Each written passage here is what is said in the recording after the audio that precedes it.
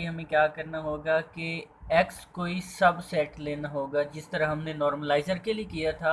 इसी तरह जो हमारे पास दी सेंट्रलाइज़र है वो लाइज़र, इसको किस तरह हम of x in g, x का सेंट्रलाइज़र इन g, इसको हम डिनोट किस तरह करेंगे, इस डिनोटेड बाय, जिस तरह हमने नॉर्मलाइज़र को शो किया था इसी तरह हम इसको भी शो करेंगे, सेंट्रलाइज़र ऑफ x इन g, इसको हम इस तरह शो करेंगे। एंड डिफ़ाइन, इसको डिफ़ाइन हम इस तरह करेंगे कि हमारे पास C centralizer of x in g is equal to, ये भी सेट होगा, इसमें g के एलिमेंट होंगे, लेकिन कौन से एलिमेंट्स होंगे जिनके लिए जो g ऑफ x है is equal to x of g होगा, और हमारे पास ये होगा, और जबकि x बिलोंग करेगा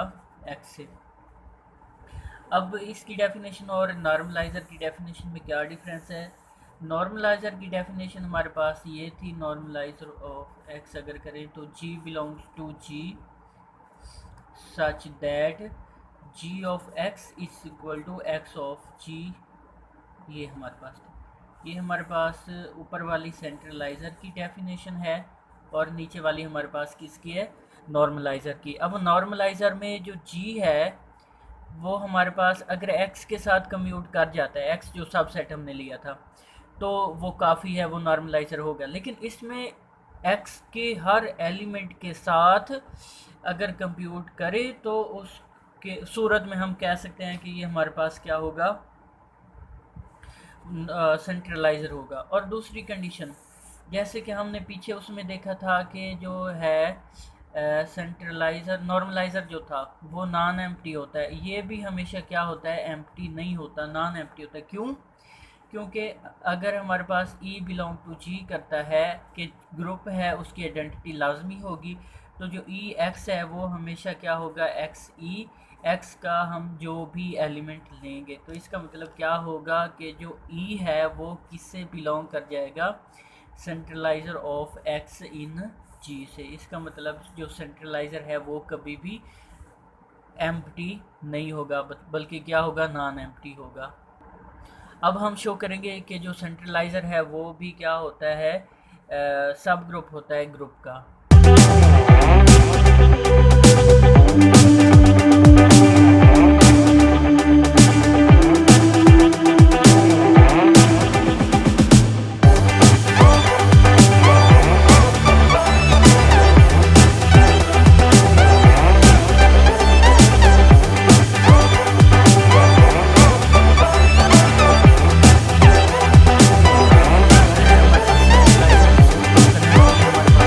जी का सब ग्रुप होगा, इसको ऐसे ही प्रूव कर देंगे। पहले ये हमने प्रूव कर दिया कि ये नॉन एम्प्टी होगा, और उसके बाद हम कोई से सब ग्रुप क्राइटेरिया जो हमारे पास होता है वो अप्लाई करेंगे। सब ग्रुप क्राइटेरिया हमारे पास क्या होता है कि अगर x और जो y हैं बिलोंग h से करते हैं तो x y का इन्वर्स भी h से बिलोंग करेगा। इसी तरह हमने लिया है कि अगर हमारे पास a और b जो है वो सेंट्रलाइजर से बिलोंग करते हैं तो a b के इन्वर्स भी किससे बिलोंग करेगा, ये सिंपल हमने प्रूव कर देना है। अब ये हमारे पास ये कंडीशन, अगर a और b से बिलोंग करते हैं तो डेफिनेशन के मुताबिक ये इक्वल हो जाएंगे, और हमने ये इसको कंसीडर करके पहली तरफ से बी इनवर्स को दोनों तरफ शुरू में मल्टीप्लाई किया, ये इक्वेशन बन गई। अब बी इनवर्स को बाद में मल्टीप्लाई किया, ये आइडेंटिटी के इक्वल, आइडेंटिटी को इससे मल्टीप्लाई किया, वही बन गया, ये हो गया। अब ये दोनों इक्वल होने का ये मतलब है कि जो बी इनवर्स है वो भी किससे बिलोंग करेगा, सेंट्रलाइज़र से बिलोंग करेगा।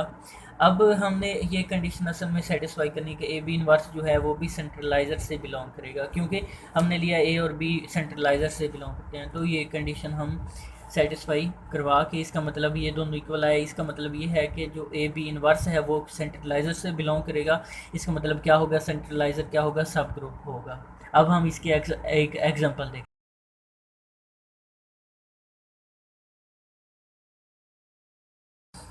अब हम इसके एक एग्जांपल देखते हैं। तो एग्जांपल में हमारे पास क्या है, ये ग्रुप दिया हुआ है और ये हमने उसके एक सब सेट लिया है, ठीक है। अब हम इसको डेफिनेशन अप्लाई करते हैं। क्या डेफिनेशन सबसे पहले लिख लें, क्या थी हमारे पास, सेंट्रलाइजर ऑफ, जो था हमारे पास x in g is equal क्या था हमारे पास, जी बिलोंग्स टू जी के वो एलिमेंट सच जिनके लिए हमारे पास जी ऑफ एक्स है वो एक्स ऑफ जी होगा for all G belongs to, for all X belong to क्या होगा, एक्स सबसेट जो हमने लिया था, ओके। अब हमारे पास एक्स ये है, तो हम इसके सारे एलिमेंट को क्या इसके साथ चेक करेंगे कि क्या वो इसके साथ बनाता है कि नहीं बनाता। ओके, अब मैं वन डॉट आई अगर करता हूँ तो मेरे पास ये आई डॉट वन के इक्वल आता है, ये सेटिस्फाई हो गया। अब वन को मैं जे के साथ पी करूँगा, क्योंकि इसके हर एलिमेंट वाइज कंप्यूट करना है, तो आई के साथ किया ये हो गया। अभी तक ये आई वन ही से बिलोंग नहीं करेगा जब तक ये जे के साथ नहीं करेगा, तो जे डॉट वन, ये भी हमारे पास दोनों क्या होते हैं, सेम होते हैं। इसका मतलब क्या होगा, वन जो है वो सेंट्रलाइज़र से बिलोंग कर गया। इसी तरह अब हम माइनस वन को चेक करते हैं, तो minus one dot I is equal to होता है आई डॉट माइनस वन। इसी तरह J dot minus one is equal to होता है हमारे पास माइनस वन डॉट जे। ये इसकी अरेंजमेंट थोड़ी डिफरेंट होगी। अब ये दोनों भी इक्वल होते हैं, इसका मतलब है कि हमारे पास ये सेंट्रलाइज़र ऑफ एक्स में से माइनस वन भी बिलोंग कर जाएगा। इसी तरह अगर हम उसको चेक करें आयोटा को, तो iota dot iota is equal क्या होता है,